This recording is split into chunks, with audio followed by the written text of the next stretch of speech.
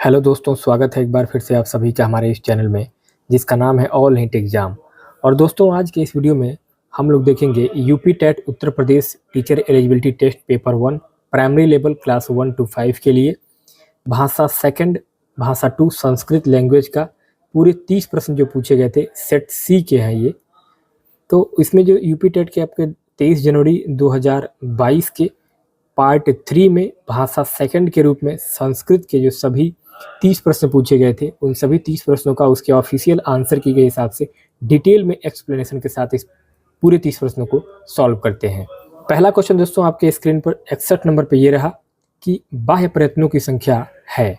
बाह्य प्रयत्नों की संख्या कितनी होती है? तो टोटल आपकी बाह्य प्रयत्नों की संख्या 11 होती है। कैसे 11 होती है दोस्तों? देखिए, उच्चारण शिक्षा शास्त्र में प्रयत्न जो होते हैं वो 2 प्रकार के होते हैं। पहला होता है आपका अभ्यांतर और दूसरा होता है आपका बाह्य प्रयत्न। तो उसी में ये जो है आपका परंपरागत व्याख्या के अनुसार बाह्य प्रयत्न जो होते हैं वो आपके टोटल 11 यानी कि एकादश प्रकार के माने जाते हैं। जैसे कि इसमें आपका विवार, संवार, श्वास, नाद, घोष, अघोष, अल्प प्राण, महाप्राण, उदात्त, अनुदात्त, स्वरित, ये सब जोड़ करके टोटल 11 जो है वो बाह्य प्रयत्न होते हैं। इसीलिए आपका ऑप्शन नंबर 3 यहाँ पे 11 करेक्ट और राइट आंसर हो जाएगा। अगला क्वेश्चन नंबर 62, मनोरथ उदाहरण है। मनोरथ किसका उदाहरण है?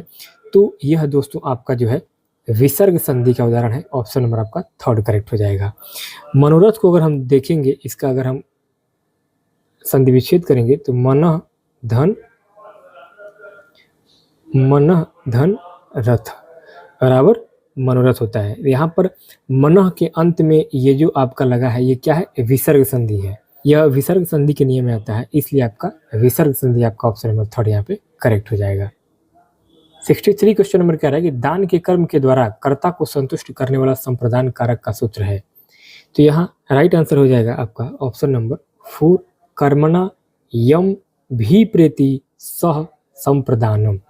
अर्थात पाणिनि के कारक सूत्रों के अनुसार दान क्रिया कर्म द्वारा यदि कर्ता किसी को प्रसन्न या संतुष्ट करना चाहता है तो जिसे कर्ता प्रसन्न करता है वह संप्रदान कहलाता है और उसकी विभक्ति चतुर्थी होती है। और यही नियम संक्षेप में हम इसको कर्मणा यम विप्रेति सह संप्रदानम द्वारा व्यक्त करते हैं। नेक्स्ट आगे 64 कह रहा था कि अंतस्थ वर्ण क्या है। बहुत सिंपल क्वेश्चन दोस्तों। य र ल व यौन जो होते हैं अंतस्थ व्यंजन होते हैं जो स्वर तथा व्यंजन के मध्य स्वभाव दिखाते हैं, इन्हें हम यौन शब्द कहते हैं, जो कि य र ल व को सूचित करते हैं। इसलिए आपका ऑप्शन नंबर 3 यहाँ पे सही हो जाएगा। आगे 65 में पहला प्रश्न है कि मुझे संस्कृत अच्छी लगती है, इसका संस्कृत में अनुवाद क्या होगा? इसका संस्कृत में अनुवाद होता है ऑप्शन नंबर आपका 3, महम संस्कृति रोचते, अर्थात आई लाइक संस्कृत। पारंपरिक ढंग से हम जो है इसको संस्कृतम मम प्रीतम अस्ति या क्रिया रूप से संस्कृतः महारोचते यानी संस्कृतम मुझे रोचते भांति, यानी विकल्पों में जो है आपका मह्यम संस्कृतम रोचते, ऑप्शन आपका 3 यहाँ पे बिल्कुल राइट आंसर हो जाएगा। नेक्स्ट आगे 66 कह रहा था कि शिशु मोदकाय रोदिति उदाहरणम। शिशु मोदकाय रोदिति जो उदाहरण है ये आपका किसका उदाहरण है? तो ये है आपका तादर्थ्य चतुर्थी वाच्य का वाक्य। जो शिशु मोदकाय रोदिति का अर्थ है बालक मोदक के लिए रोता है, और यहाँ मोदकाय यानी कि दात्री लाभ संबंधक अर्थ में चतुर्थी दात्री का प्रयोग है, यानी किसके लिए, किसे हेतु। अतः यह चतुर्थी वाच्य के प्रयोग का उदाहरण है, इसलिए आपका ऑप्शन नंबर 4 यहाँ पे करेक्ट हो जाएगा। नेक्स्ट आगे अगला 67 कह रहा था कि उच्च उदाहरण है। तो उच्च जो उदाहरण है आपको किसका है? अलिंग का है। ऑप्शन नंबर आपका 3 यहाँ पे सही हो जाएगा। अलिंग का उच्च एक अव्ययी शब्द के रूप में प्रयोग होता है। यह किसी नाम लिंग के अनुसार नहीं बदलता है, इसलिए इसे अलिंग यानी कि लिंगहीन, जिसका लिंग निर्धारित न हो उसकी श्रेणी में रखा जाता है, इसलिए आपका अलिंग ऑप्शन नंबर 3 यहाँ पे करेक्ट हो जाएगा। नेक्स्ट आगे 68 कह रहा है कि ऊष्म वर्णों का बोधक प्रत्याहार है।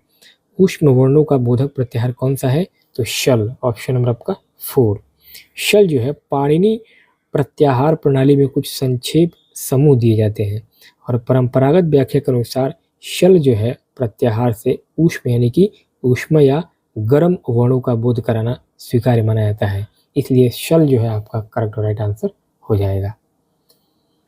नेक्स्ट आगे 69 कह रहा था कि पठानी रूप है, पठानी जो रूप है वो कौन सा लकार या पुरुष वचन है? तो ये पठ धातु है, ऑप्शन नंबर आपका 3 यहाँ पे पठ धातु लोट लकार उत्तम पुरुष एक वचन में आपका ये पठानी आता है, ऑप्शन आपका 3 यहाँ पे सही हो जाएगा। नेक्स्ट आपका 70 में अगला प्रश्न है कि क्षत्रिय छ मिलकर किससे बना है? तो क्षत्रिय छ जो है वो क और ख से मिलकर बना है, ऑप्शन नंबर आपका फर्स्ट यहाँ पे करेक्ट हो जाएगा। छ जो है यहाँ पे क्या होता है, एक संयुक्ताक्षर के रूप में आता है, संयुक्त अक्षर में यानी कि क और खटकोर वाला ख को मिलकर के आपका ये क्षत्रिय वाला छ बनता है। नेक्स्ट आगे 71 में अगला प्रश्न है कि अट प्रत्याहार के वर्ण है, अट प्रत्याहार के वर्ण क्या होंगे? तो ये हो जाएंगे आपके स्वर ह य व र, ऑप्शन आपका फर्स्ट यहाँ पे करेक्ट हो जाएगा, क्योंकि पाणिनि प्रत्याहार परिपाटी में अप्रत्याहार विशेष समूहों को सूचित करता है और यहाँ जो है आपका राइट आंसर ह य व र अट प्रत्याहार के वर्ण में आता है, ऑप्शन नंबर फर्स्ट करेक्ट हो जाएगा। नेक्स्ट आगे 72 है कि कारक में यदि प्रकृति क्री तो प्रत्यय है तो क्या होगा? तो यहाँ आपका ऑप्शन नंबर 3 वूल जो है वुलह राइट आंसर हो जाएगा, क्योंकि कारक शब्द का विग्रह क्री, कारक शब्द का अगर विग्रह करेंगे तो इसमें क्री जो है, क्री यहाँ पे दिया हुआ है और प्लस जो है आपका क्री प्लस वल, यही आपका जो है कारक का शुद्ध आपका प्रत्यय होगा, अर्थात वूल प्रत्यय लगने से क्री धातु से करने वाला कर्ति अर्थ रूप प्राप्त हो। जैसे कि अगर देखा जाए तो एक उदाहरण के लिए पच पच प्लस वूल प्लस पच प्लस वूल बराबर क्या हो जाएगा? पाचक। तो ऐसे ही ये आपका यहाँ पे जो ये वूल है यही आपका करेक्ट राइट आंसर हो जाएगा। आगे 73 कह रहा था कि अव्ययी भाव समास का उदाहरण है, अव्ययी भाव समास का उदाहरण क्या होता है? अधिहरि, ऑप्शन आपका 4 करेक्ट हो जाएगा। अधिधन हरि बराबर अधिहरि। अगला क्वेश्चन है निम्न में से कौन चतुर्विंशति सहस्त्र संहिता के नाम से ख्यात है? तो यहाँ पे आपका राइट आंसर हो जाएगा Ramayana, option number first. Ramayana को कई बार चतुर्विंशति सहस्त्र संहिता के नाम से जाना जाता है क्योंकि इसका परंपरागत श्लोक परिमाण लगभग कितना है? 24,000 जो है लगभग श्लोक इसमें माने गए हैं, इसलिए आपका ऑप्शन नंबर फर्स्ट यहाँ पे रामायण करेक्ट हो जाएगा। नेक्स्ट आगे है कि इनमें से कौन संयुक्त व्यंजन है? संयुक्त व्यंजन आपका ज्ञ है, ऑप्शन नंबर आपका 4 करेक्ट हो जाएगा। ज्ञ जो है ये आपका ज प्लस इ, ज प्लस इ से मिल करके आपका ये ज्ञ बनता है, तो ऑप्शन आपका 4 यहाँ पे करेक्ट हो जाएगा, ये आपका संयुक्त व्यंजन। नेक्स्ट आगे 76 कह रहा था कि मैं ऐसा मानता हूँ का अनुवाद होगा, मैं ऐसा मानता हूँ इसका अनुवाद होगा अहम एवं मन्ने, ऑप्शन नंबर 4 अहम एवं मन्ने, अर्थात मैं ऐसा मानता हूँ। नेक्स्ट आगे है मैं बाजार जाता हूँ का संस्कृत में कर्मवाच्य क्या होगा? तो इसका संस्कृत में जो कर्मवाच्य होगा वो हो जाएगा आपका ऑप्शन नंबर 4 मया आपनम गम्यते, ऑप्शन नंबर आपका 4।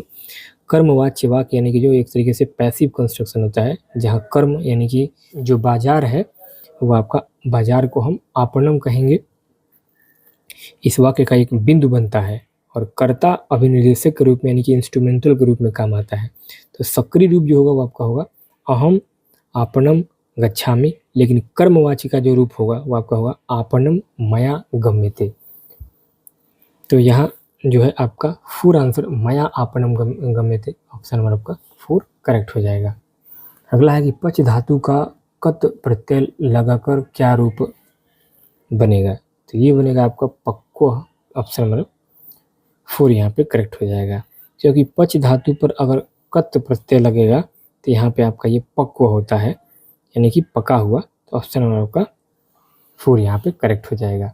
नेक्स्ट आगे 79 कह रहा था कि पच्चनवती संख्या बराबर क्या होगा, तो यहाँ पे आपका पच्चनवती मतलब होता है आपका 95, ऑप्शन नंबर आपका 4 यहाँ पे करेक्ट हो जाएगा। अगला क्वेश्चन है कि अव्यय शब्द समूह है। अव्यय शब्द समूह क्या है, तो सर्वथा, अधुना, ऊपरी, सर्वथा, अधुना, ऊपरी, ऑप्शन नंबर आपका 3 यहाँ पे करेक्ट हो जाएगा। क्योंकि अव्यय शब्द जो होते हैं जो कि एक तरीके से इंडक लाइनेबल होते हैं, जो कि विभक्ति और लिंग के अनुसार इनका कोई स्वरूप बदलता नहीं है, जैसे कि सर्वत्र होते हैं यानी हर जगह होते हैं, सर्वत्र मतलब यानी कि हर जगह, अधुना मतलब अब, और ऊपरी मतलब ऊपर, तो ये सभी शब्द जो है आपके अव्ययी भाव में आते हैं, अव्यय शब्द में आते हैं। संस्कृत साहित्य में किस कवि की रचना को विद्वंसोधम कहा गया है, तो ये कहा गया है श्रीहर्ष, ऑप्शन नंबर आपका 2 प्रसिद्ध हुआ था आपका नैषधि चरितम, और इसी में जो आपका है ये नैषध विद्वंसम आता है, अर्थात विद्वानों के लिए औषधि के समान बौद्धिक रस का पोषक होता है, इसलिए आपका ऑप्शन नंबर 2 यहाँ पे श्रीहर्ष करेक्ट हो जाएगा। तो यहाँ पे दोस्तों ये गद्यांश एक संस्कृत में दिया गया था कि प्रस्तुत गद्यखंड के आधार पर प्रश्न संख्या 82 से 84 तक के प्रश्नों का सही उत्तर बताइए। इस गद्यांश में कहा गया है कि एक रिमनवसरे कदाचित लक्ष्मी पार्वती औदता प्रेमवा, मतलब कि एक बार लक्ष्मी ने प्रेम पूर्वक पार्वती से कहा कि गौरी स्वपतु नाम उच्यताम, यानी कि गौरी अपने पति का नाम बोलो, अन्यथा अहम क्रीडाब्जेन भवती ताड़येम, अन्यथा मैं तुम्हें चंचल कमल से मारूंगी। इति तदा पार्वती औदत, तब पार्वती बोली मेरे पति का नाम मम पत्यु नाम शिव, यानी मेरे पति का नाम शिव है। इति सिर्व पदस्य अन्यार्थ श्रृंगाल इत्यर्थ मत्वा लक्ष्मी अपुच्छत, अर्थात लक्ष्मी ने शिव शब्द का अर्थ किसी और लोमड़ी से समझाते हुए पूछा, किं भवत्या वती श्रृंगाल इति, कि लोमड़ी तुम्हारी क्या इच्छा है। पार्वती ने कहा कि मम पति स्थाणुरीति निर्देश्यते इति उक्तवर्ती पार्वती, पार्वती ने कहा मेरे पति का स्नाथु कहा जाता है लक्ष्मी तो उसके बाद कहती है लक्ष्मी औदत की सह स्तंभ इति, लक्ष्मी ने कहा क्या वह स्तंभ है, पार्वती ने कहा वह पशुओं का स्वामी है, इस सह अस्ति पशुपति, अर्थात वह पशुओं के स्वामी है। इति औदत पार्वती तंताम सप्रश्न चार्यति इत्यर्थ, इति औदत लक्ष्मी, पार्वती ने कहा कि वह पशुओं का स्वामी है, लक्ष्मी ने कहा कि ततम का अर्थ है कि वह वासना को चरता है। लक्ष्मी और पार्वती के बीच ऐसा संवाद सभी के लिए, एतादृश लक्ष्मी पार्वती संलाप सर्वसा माला है वह बहुत हुई, यानी कि लक्ष्मी और पार्वती के बीच ऐसा संवाद सभी के लिए एक माला बन जाए। तो ये पूरा गद्यांश दिया गया था, और अब इस गद्यांश के ऊपर आपका यहाँ पे ये क्वेश्चन नंबर 82 पूछा गया था कि शिवपद से अन्यार्थ कह, तो 82 नंबर के इस प्रश्न में आपका राइट आंसर हो जाएगा श्रृंगाल, ऑप्शन नंबर आपका 4 करेक्ट हो जाएगा। क्योंकि गद्य के अनुसार हमने पढ़ा है कि शिवपद से अन्यार्थ श्रृंगाल इत्यर्थ महत्व, अर्थात शिवपद का अन्यार्थ यहाँ श्रृंगाल लिया गया है, तो ऑप्शन नंबर 4 यहाँ पे करेक्ट हो जाएगा। नेक्स्ट आगे अगला 83 कह रहा है कि गद्यखंडे कया प्रश्न पृच्छते, गद्यखंड में किसने जो है प्रश्न पूछा गया है किसके द्वारा, तो ये पाठ में जो है लक्ष्मी ने पार्वती से प्रश्न किया है, इसलिए प्रश्नकर्ता कौन हुई, लक्ष्मी हुई, तो ऑप्शन आपका 3 यहाँ पे लक्ष्मिया करेक्ट हो जाएगा। नेक्स्ट आगे 84 कह रहा था कि कयुः संलाप सर्वेषा मंगलायाम भवतु, अर्थात यहाँ पे जो है आपका ये संलाप है वो किसके मंगल के लिए कहा जा रहा है, तो लक्ष्मी और पार्वती, ऑप्शन नंबर आपका 3 यहाँ पे लक्ष्मी पार्वती।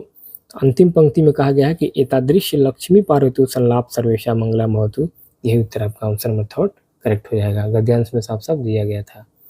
आगे है कि इनमें से कौन प्रत्याहार नहीं है, तो इनमें कौन सा जो प्रत्याहार नहीं है, तो लॉ जो है इसमें से आपका प्रत्याहार नहीं हो, क्योंकि पाणिनि प्रत्याहारों में अल हल र आदि सभी जो होते हैं अल हल और र, ये आपके प्रत्याहार पर लॉ जो है वो अकेला प्रत्याहार के रूप में नहीं लिया जाता है, इसलिए आपका ऑप्शन नंबर सेकंड यहाँ पे करेक्ट हो जाएगा। नेक्स्ट आगे 86 नंबर पर कह रहा है कि 79 की संस्कृत संख्या नहीं है, तो 79 की जो संख्या नहीं होगी वो आपका एकोन सप्तति, ऑप्शन नंबर का सेकंड एकोन सप्तति 79 यानी कि आपका 79। तो यहाँ पे आपका एकोन सप्तति का मतलब होता है कि आपका 70 में से एक यानी कि 69। तो ये आपका यही जो है 79 की संस्कृत व्याख्या नहीं है। 87 कहता है कि दिन भर में पाठ पढ़ डाला, इस वाक्य का अनुवाद क्या होगा। दिन भर में पाठ पढ़ डाला इस यानी कि दिनेन पाठ पठति, दिनेन पाठ पठितः, यानी कि एक दिन में पूरा पाठ पढ़ डाला। आगे 88 कह रहा था कि उपकृष्णम में कौन सा समास है। उपकृष्णम में जो समास है वो आपका अव्ययी भाव समास हो जाएगा, ऑप्शन नंबर थर्ड। उपकृष्णम यानी कि कृष्णस्य समीपम, कृष्ण के समीप, यह अव्ययी भाव समास का उदाहरण है। इसमें पहला पद अव्यय संबंध सूचक का व्यवहार होता है, इसलिए आपका ऑप्शन नंबर थर्ड यहाँ पे अव्ययी भाव समास करेक्ट होगा। आगे 89 कह रहा था कि 32 संख्या के लिए संस्कृत शब्द है। 32 संख्या के लिए क्या होगा, द्वात्रितम शत है, ये आपका ऑप्शन नंबर थर्ड, द्वात्रिशत ऑप्शन नंबर का थर्ड यहाँ पे करेक्ट है, क्योंकि 32 को संस्कृत में जब वस्तुनिष्ठ रूप से लिखेंगे तो ये आपका एक तरीके से द्वात्रिशत ऑप्शन नंबर थर्ड करेक्ट हो जाएगा। नेक्स्ट आगे 90 नंबर पे आखिरी प्रश्न होगा कि पति शब्द का सप्तमी एक वचन रूप क्या होगा। तो पति शब्द का सप्तमी एक वचन जो रूप होगा आपका पत्यो होगा, ऑप्शन नंबर थर्ड यहाँ पे पत्यो करेक्ट हो जाएगा, क्योंकि पति जो है क्या है, एक इकारांत पुल्लिंग के विभक्ति के रूप में सप्तमी स्थान पे ये आपका एक वचन रूप, और परंपरागत तालिकाओं में इसको हम पत्तियों से दर्शित करते हैं, इसी कारण जो है आपका ऑप्शन नंबर थर्ड यहाँ पे पत्तियों करेक्ट हो जाएगा। तो दोस्तों इस प्रकार से इस वीडियो में हम लोगों ने यूपी टेट, आप लोगों ने पहले ही मैंने दिखाया है कि यूपी टेट का जो 2022 में ये पूरा पेपर हुआ था, पेपर फर्स्ट का प्राइमरी लेवल का, उसमें जो संस्कृत भाषा के जो सभी 30 प्रश्न पूछे गए थे, उन सभी 30 प्रश्नों का उसके ऑफिशियल आंसर के हिसाब से पूरा डिटेल में व्याख्या के साथ हमने इस पूरे 30 प्रश्नों को कराया है। उम्मीद करता हूँ ये वीडियो आपके आने वाला जो यूपी टेट का परीक्षा 2026 में होने वाला है जनवरी में, उसके लिए बहुत हेल्प करेगा। तो दोस्तों मिलते हैं एक नेक्स्ट वीडियो में नए टॉपिक के साथ, तब तक के लिए